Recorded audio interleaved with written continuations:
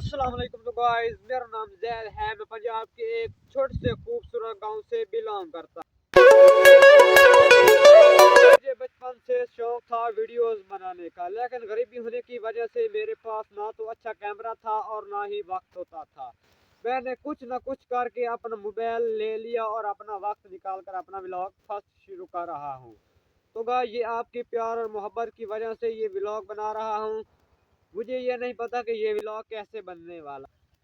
तो गाइस, मुझे नहीं पता ये व्लॉग आपको पसंद आया होगा।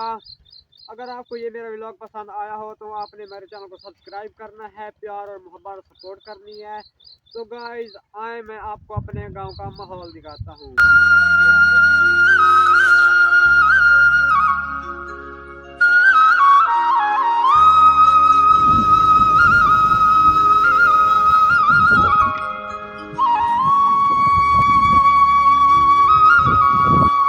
तो गाइस, ये मैंने अपना व्लॉग वालिदैन की दुआ और आपके भरोसे पर शुरू किया है।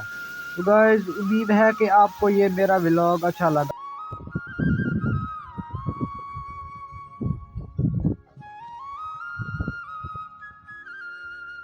तो गाइस, मैं आपसे वादा करता हूँ कि आने वाले दिनों में हम अच्छे अच्छे डेली व्लॉग अपलोड करेंगे। तो मिलते हैं नेक्स्ट वीडियो में, तब तक वो में याद रखिएगा। अल्लाह हाफिज।